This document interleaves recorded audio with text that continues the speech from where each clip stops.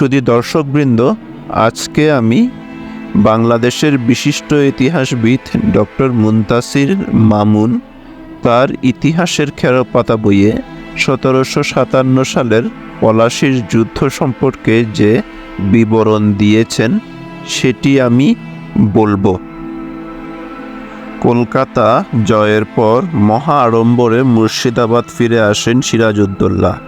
ইতিমধ্যে পূর্ণিয়ায় শওকত জংয়ের সঙ্গে সংঘর্ষের সূত্রপাত হওয়ায় সিরাজ আক্রমণ করেন পূর্ণিয়া। পরাজিত হন শওকত জং। উৎফুল্ল সিরাজ স্বর্ণখচিত জলযানে ফেরেন মুর্শিদাবাদ। পরপর দুটি জয়ের পর সিরাজ তখন সাফল্যর তুঙ্গে।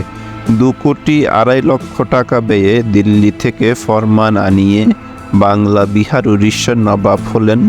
আইনসম্মতভাবে পরাজিত ইংরেজদের সম্পূর্ণভাবে পর্যুদস্ত করার কথা সিরাজউদ্দৌলার কখনোই মনে হয়নি। মনে হয় ধর্তব্যর মধ্যে আনেননি তিনি ইংরেজদের। এদিকে মাদ্রাজ কাউন্সিলের কর্মচারী রবার্ট ক্লাইভকে দায়িত্ব দেওয়া হয় নবাবের বিরুদ্ধে ব্যবস্থা গ্রহণের। অচিরেই ক্লাইভ নৌসেনাপতি ওয়াটসনের সাহায্যে দখল করেন কলকাতার ফোর্ট উইলিয়াম। 22 জুন 1757 মুর্শিদাবাদ দখলের উদ্দেশ্যে রবার্ট ক্লাইভ তার সেনাবাহিনী নিয়ে এসে পৌঁছান পলাশীর প্রান্তরে। শিবির স্থাপন করেন প্রাচীর ঘেরা লালবাগ আমবাগানে, যার দৈর্ঘ্য ছিল 800 গজ এবং প্রস্থ ছিল 300 গজ। এর 150 গজ উত্তর পশ্চিমে ভাগীরথী আর 1100 গজ দূরে পলাশী গ্রাম। আমবাগানের 200 গজ দূরে ভাগীরথী তীরে নবাবের শিকারগৃহ। কৌশলগত দিক থেকে যা ছিল গুরুত্বপূর্ণ, ক্লাইভ প্রথমেই তা দখল করেন। 23 জুন শুরু হয় যুদ্ধ। নবাবের বিশাল বাহিনী, কামানই ছিল 53টি, তবে তার সেনাবাহিনী ছিল বিশৃঙ্খল এবং আগের দিনের প্রবল বৃষ্টিতে গোলা বারুদ গিয়েছিল ভিজে। ফলে যা হবার তাই হলো। 24 জুন নবাব মুর্শিদাবাদ ছেড়ে পালান।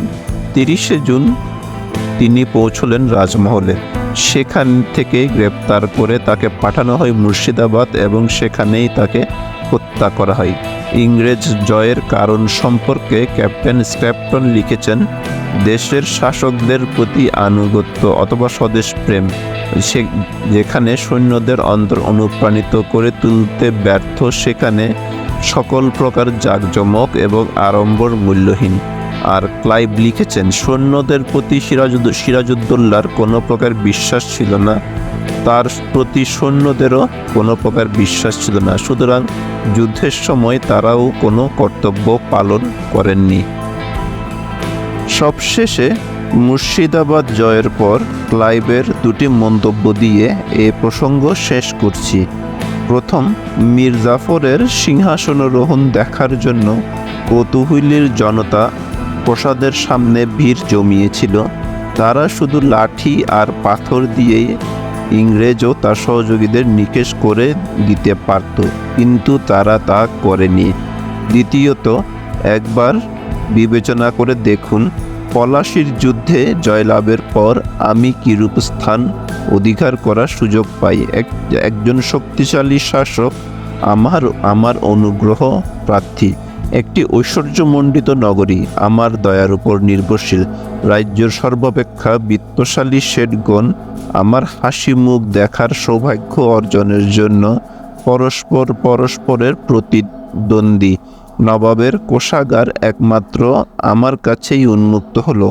ভূগর্ভস্থ কোষাগারের উভয় পার্শ্বস্থ স্তূপীকৃত স্বর্ণপিণ্ড ও অন্যান্য মণিমুক্তার মধ্য দিয়ে আমি পায়চারি করে বেরিয়ে এলাম। মাননীয় সভাপতি মহাশয়, আমার সেই সময়ের সংযমের কথা ভেবে এখনও আমি বিস্মিত বোধ করছি। শুধু দর্শকবৃন্দ, আজকের ভিডিওটি এখানেই সমাপ্ত হলো। যদি আমার ভিডিওটি আপনাদের ভালো লাগে তাহলে আমার ভিডিওটিতে লাইক দিবেন এবং আমার চ্যানেলটিকে সাবস্ক্রাইব করবেন।